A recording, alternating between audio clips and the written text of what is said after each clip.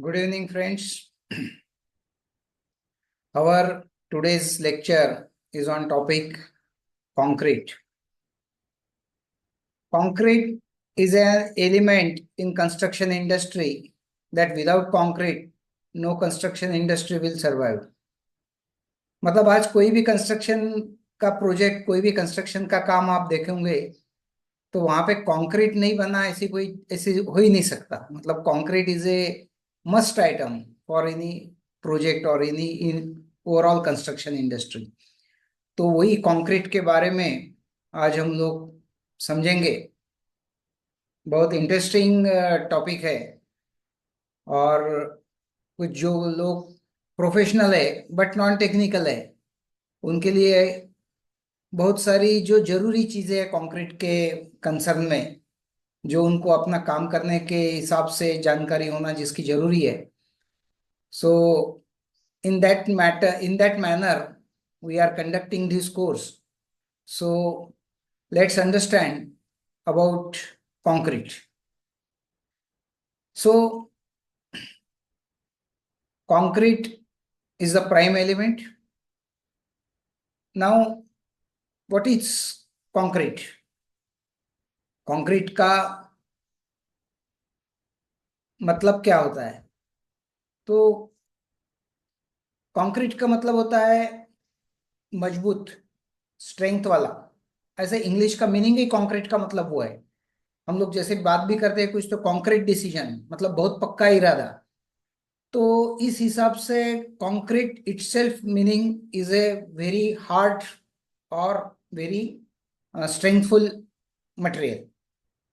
तो हमारा जो बिल्डिंग कंस्ट्रक्शन में कंक्रीट इसीलिए ये रोल निभाता है कि सबसे स्ट्रेंथफुल, सबसे load taking member is a concrete.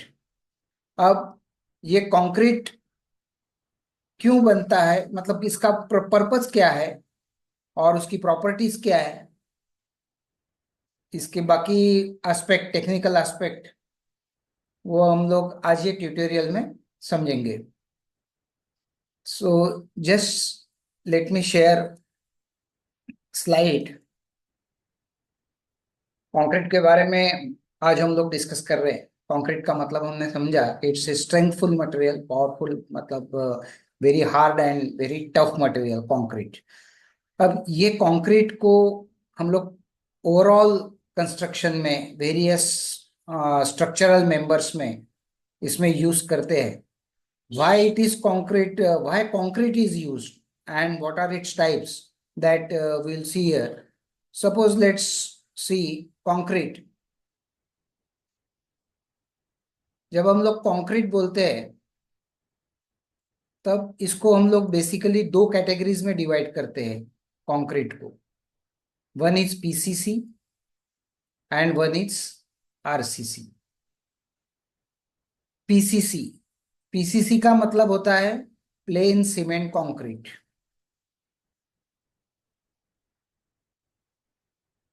Plane cement concrete. और आरसीसी का मतलब होता है रीइंफोर्स्ड सीमेंट कंक्रीट.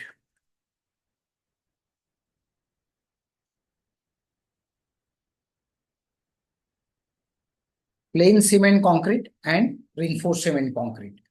अब हमने अभी तक के जो ब्रिक वर्क देखा, स्टोन मैसनरी देखा, ब्रिक वर्क मैसनरी देखा या प्लास्टर का वगैरह काम करते हैं, तो नॉर्मली उसमें क्या होता है, हम लोग मॉर्टर यूज करते थे. मॉर्टर. और मॉर्टर के इंग्रेडिएंट्स हमने देखा कि मॉर्टर के इंग्रेडिएंट्स थे सैंड और सीमेंट. उसमें पानी मिला के हम लोग मॉर्टर यूज बनाते थे और उसके वजह उसके मॉर्टर की यूज से हम लोग brick work, stone masonry, plaster, ये सब चीजें काम करते थे. बट जब हमारा स्ट्रक्चरल मटेरियल का रोल आता है, ताकत कोई लोड लेने वाला, जब लोड मटेरियल का बात होता है या उसकी मेंबर की बात होती है, तब हमारे सामने ऑप्शन आता है कंक्रीट का. अब ये कंक्रीट में क्या है, इसके इंग्रेडिएंट्स क्या है? सीमेंट, सैंड, ये तो बेसिकली मॉर्टर के इंग्रेडिएंट्स तो है ही. Cement and sand, these are the basic ingredients of mortar. Plus इसमें मेटल इन द सेंस गिट्टी. This is a technical word और एक English word we can use here for गिट्टी, that is metal. Metal is not that metal means copper, steel, like that, not metal, but metal is a gitti, any hard material. So here gitti, our technical abbreviation for it is a coarse aggregate, CA, coarse aggregate. तो गिट्टी, रेती और cement, इसको साथ में पानी, these are the ingredients of concrete. तो यहाँ पे आप देख रहे हैं पिक्चर में, you can see here, this is aggregate. Of course it's a coarse aggregate, क्योंकि ये बड़ी हुई गिट्टी है इसलिए coarse aggregate. This is coarse aggregate. Then this is sand, sand is a fine aggregate, हम लोग इसको टेक्निकली बोलते हैं fine aggregate. So coarse aggregate plus fine aggregate plus cement.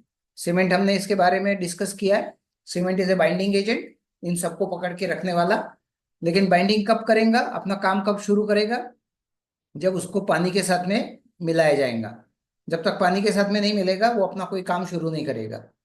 So initial setting time भी देखा ना हमने, जब पानी मिलाया जाता है तब से इनिशियल सेटिंग टाइम का टाइम स्टार्ट होता है। So that's why water is also a very important element in concrete. So coarse aggregate, fine aggregate, coarse aggregate means गिट्टी, fine aggregate here is sand, उसके बाद में cement as a binding agent. और actually उसका काम शुरू कराने के लिए या कंक्रीट का परफॉर्मेंस मिलने के लिए या वर्केबिलिटी मिलने के लिए this is water is added. So coarse aggregate plus fine aggregate plus cement plus water is ingredients of concrete. इस तरह से हमारा कंक्रीट बन रहा है। अब ये कहाँ पे यूज करते हैं हम लोग, किस हिसाब से यूज करते हैं, that will see ahead. But broadly अभी हमने यहाँ देखा कि कंक्रीट के दो डिवीजन प्रोबेबली होते हैं, पीसीसी एंड आरसीसी। पीसीसी यानी प्लेन सीमेंट कंक्रीट, आरसीसी यानी reinforce cement concrete. Plain, plain का मतलब है विदाउट एनी, उसमें कोई मतलब अलग चीज नहीं है, बस ये चीजों का मिक्सचर हुआ है, कंक्रीट बना है। ऐसे के ऐसे हम लोग यूज कर रहे हैं साइड पे, इसके लिए हम लोग इसको बोल रहे plane cement concrete. So that's why plane cement concrete, इसका मतलब हो गया पीसीसी। और रिइंफोर्स्ड, अब रिइंफोर्स्ड का मतलब क्या है, रिइंफोर्स्ड मतलब एक्स्ट्रा ताकत देना, जो मजबूती है उसमें उसको और उसकी मजबूती बढ़ाना, दैट इज रिइंफोर्स्ड, उसकी ताकत को और बढ़ाना। तो ये ताकत बढ़ाने के लिए हम लोग इसमें कुछ अलग बदलाव करेंगे। सीमेंट कंक्रीट तो है ही, बेसिकली यही वाले इंग्रेडिएंट्स का कंक्रीट है, लेकिन इसको और थोड़ी सी एक्स्ट्रा ताकत देनी है। इसको एक्स्ट्रा ताकत बोलते हैं ना, प्लस ताकत बढ़ानी है इसकी। तो ये ताकत कैसे बढ़ा रहे हैं हम लोग, रिइंफोर्स करके, उसको एक्स्ट्रा ताकत देके। किस हिसाब से रिइंफोर्स कर रहे हैं, तो हम लोग यहाँ पे यूज कर रहे हैं स्टील का। स्टील मतलब लोहा। जब हम लोग लोहे के साथ में ये कंक्रीट डालेंगे तब इसको बोलेंगे हम लोग रिइंफोर्स सीमेंट कंक्रीट। और ये हो गया प्लेन सीमेंट कंक्रीट, जिसमें लोहा नहीं है। तो एक बात सीधी हो गई, जिसमें लोहा है वो रिइंफोर्स सीमेंट कंक्रीट, मतलब जहां पे हम लोग कंक्रीट डाल रहे हैं अगर लोहे के साथ में कंक्रीट आ रहा है तो that is reinforce cement concrete. और जहां पे लोहा नहीं है, ओनली कंक्रीट डाल रहे हैं, बेड लेवलिंग पीसीसी, जिसको मतलब एक्सकेवेशन का फाउंडेशन के नीचे में डालेंगे या प्लिंथ के लेवल पे डालेंगे या कोई भी सरफेस पे, कि जिसका पर्पज है ओनली लेवलिंग। जैसे गड्ढा कोई खुदा है नीचे में, तो इस टाइप का गड्ढे का सरफेस रहेगा। उसके बाद में यहाँ पे थोड़ा लूज मट्टी वगैरह भी रह सकता है, अलग चीज। तो ये चीज के ऊपर में डायरेक्टली फाउंडेशन हम लोग डाल नहीं पाएंगे, इसका थोड़ा सरफेस भी अनइवन भी है, लूज भी है। तो हम लोग क्या करेंगे, इसके ऊपर में एक सर्टन हाइट का एक कंक्रीट का बेड अगर डालते हैं हम लोग, so this this concrete bed, इसमें कोई लोहा वगैरह नहीं होगा, ये सिंपल कंक्रीट डाला जाएगा। तो इसको हम लोग बोलेंगे पीसीसी। इसके ऊपर में बाद में आपका फुटिंग आएगा, your footing will be over this PCC. So this is PCC, plane cement concrete. इसका पर्पस क्या हो गया, ये जो नीचे का थोड़ा सा अंड्यूलेशन था वो लेवल आपने मिला के उसको एक लेवल में ला लिया, टॉप सरफेस। बाद में ये जो कंक्रीट आपका डल रहा है यहाँ पे लोहा होगा। फुटिंग का जो कंक्रीट डल रहा है ये लोहे का कंक्रीट डायरेक्टली कांटेक्ट डायरेक्ट मिट्टी से नहीं आएगा। यहाँ पे अगर कवर कम ज्यादा भी हो जाता है तो ये लोहे का कांटेक्ट डायरेक्ट मिट्टी से नहीं आ जाता है, इसको थोड़ा सा एक कुशन मिलता है, तो उस हिसाब से ये पीसीसी डाला जाता है। तो दिस इज, ये कोई लोड टेकिंग मेंबर नहीं है, this is not load taking member. Load लेने के लिए हमको क्या करना पड़ रहा है, उसमें लोहा डालना पड़ रहा है अलग से, और उसको जब लोहा डाला जाता है तब हम लोग उसको बोलते हैं reinforced cement concrete. So these are the basic concrete bifurcation, PCC and RCC. PCC plain cement concrete without steel, RCC is reinforced cement concrete with steel. बाद में इंग्रेडिएंट्स तो हमने देखा ही है, जो मॉर्टर के इंग्रेडिएंट्स में अगर गिट्टी ऐड हो जाती है तो इट इज कॉल्ड कंक्रीट। तो इस हिसाब से these are ingredients of concrete. And उसके बाद में this is PCC and RCC। So you can understand कि ये आप देख रहे हैं कि गड्ढे के नीचे में जो डला हुआ है इसमें कोई लोहा नहीं है, so that's why it is called PCC। This portion is PCC, क्योंकि यहाँ पे कोई लोहा नहीं है, अंदर में खाली सरफेस लेवल करने को या एक मट्टी का कांटेक्ट आना नहीं चाहिए रीइंफोर्समेंट का, फुटिंग का, उसके लिए ये जो एक बेड डाला है दैट कंक्रीट का, उसको हम लोग बोल रहे PCC। लेकिन वही चीज आप यहाँ पे देखोगे तो यू विल सी हियर लोहे के साथ में कंक्रीट डाला जा रहा है। हो सकता है स्लैब होगा या जो भी चीज है, बट यहाँ पे जो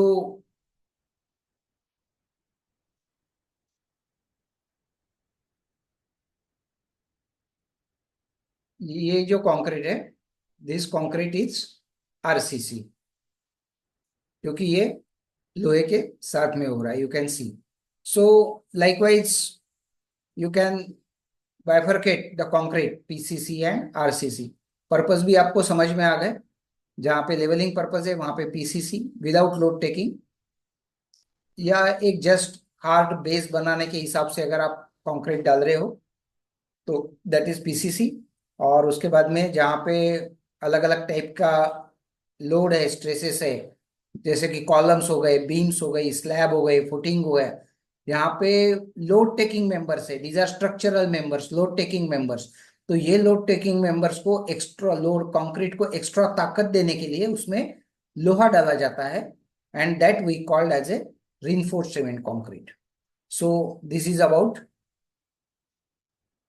concrete, PCC and RCC. Now अब ये कंक्रीट की एक टर्म, कंक्रीट बोलो या एक थोड़ी सी टेक्निकल टर्म हमको इसमें समझनी है। बाकी चीजें तो हम लोग जो जनरल प्रैक्टिकल चीजें हैं उसको तो समझेंगे, उसके बारे में डिस्कस करेंगे, बट बिफोर दैट एक थोड़ा सा टेक्निकल एस्पेक्ट जो कि आपको नॉट रेगुलरली आपके प्रैक्टिस में या आपके काम के ऊपर में इस चीज का ज्यादा काम नहीं पड़ता है, but as a exam point of view और for a general technical awareness you must know this things. इसके लिए अपन ने अपने सिलेबस में भी है, और थोड़ा सा आपको इसके बारे में आइडिया होनी चाहिए टर्म्स के बारे में, इसके लिए ये टॉपिक हम लोग इसमें थोड़ा कवर कर रहे हैं। And that topic is fineness modulus, fineness modulus of coarse aggregate and fine aggregate. क्या होता है एक्चुअली,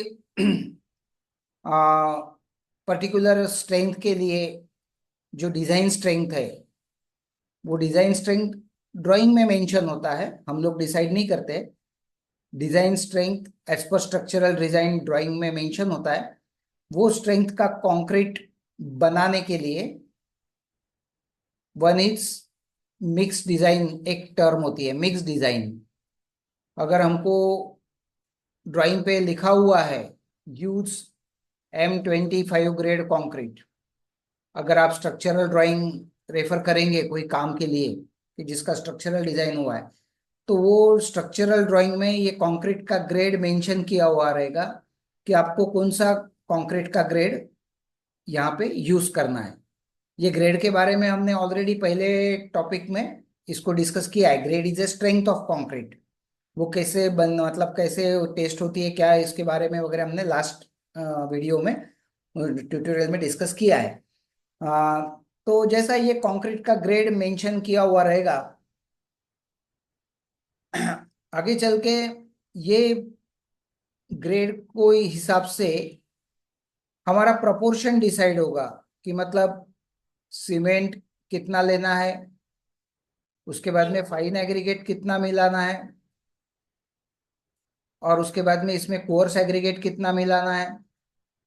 ये सब का प्रोपोर्शन कैसा रहेगा, ये कितना लेंगे, ये कितना लेंगे, ये कितना लेंगे।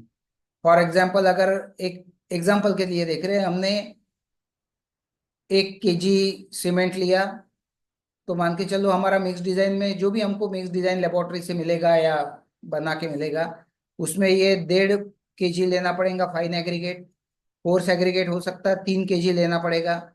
तो 1, 1.5, 3 ये मिक्स डिजाइन का प्रपोर्शन है ऐसा बोलेंगे हम लोग। तो वो प्रपोर्शन के हिसाब से हमको जो हमारी स्ट्रेंथ हमको होना है वो मिलेगी। ये मिक्स डिजाइन के लिए, ये मिक्स डिजाइन एक लेबोरेटरी प्रोसेस, ये कोई आपको साइट पे करने की चीज नहीं है, बट जस्ट एक कंक्रीट के पीछे का बैकग्राउंड आपको मालूम होना चाहिए। इसके लिए आपको ये सब चीज थोड़ी सी हम लोग डिस्कस कर रहे हैं। तो ये प्रपोर्शन जब हम लोग मिलाते हैं तब हमको ये जो जो रिक्वायर्ड स्ट्रेंथ है, M25 बोलो या M30 बोलो या M20 बोलो, जो भी, उसके लिए क्या प्रोपोर्शन में कौन सा चीज मिलाने से ये स्ट्रेंथ मिलती है, इसका जो लेबोरेटरी प्रोसेस होते हैं उस होता है, उसको बोलते हैं हम लोग मिक्स डिजाइन। और ये मिक्स डिजाइन करने के लिए हमको जरूरत पड़ती है, हमको मतलब इन द सेंस लेबोरेटरी में दिस इज ये फैक्टर, फाइननेस मॉडुलस। जब फाइननेस मॉडुलस, क्योंकि ये हमारा पर्टिकुलर कस्टमाइज मटेरियल का फाइननेस मॉडुलस होता है। हम लोग कौन सी गिट्टी वापरने वाले हैं, कौन सी रेती वापरने वाले हैं, कौन सा सीमेंट वापरने वाले हैं, वो सैंपल को टेस्ट करके ये मिक्स डिजाइन बनता है। कोई कहाँ पे काम कर रहा है तो वहां पे कौन सी गिट्टी अवेलेबल है। कहीं हो सकता है एकदम बारीक बारीक थोड़े छोटे साइज की गिट्टी अवेलेबल है, उसकी स्ट्रेंथ कम है। कई जगह कोई भंडारा की सैंड, हमने बहुत अच्छी सैंड डिस्कस की है, कई बार थोड़ी दूसरी मोटी सैंड मिल रही है काली वाली। तो वो चीज को कंसिडर करके ये मिक्स डिजाइन बनेगा कि आप मटेरियल कौन सा यूज कर रहे हो, उसके हिसाब से ये प्रोपोर्शन तय होगा कि आपको ये स्ट्रेंथ मिलने के लिए कितना प्रोपोर्शन लेना जरूरी है। और ये पूरी प्रोसेस के लिए हमको लगता है फाइननेस मॉड्यूलस। तो ये फाइननेस मॉड्यूलस का एक थोड़ा सा मतलब क्या होता है वो आपने समझना है, और how this process goes on, ये प्रोसेस पे कैसा काम होता है या किस हिसाब से ये फाइनेंस मॉड्यूलस डिसाइड होता है, इतनी जानकारी हमको रखनी है। We are not going in too much detail कि उसको कैलकुलेट कैसे करना है, कितना उसका सब अलग अलग चीज उसके बारे में, वो सब करने की जरूरत नहीं है।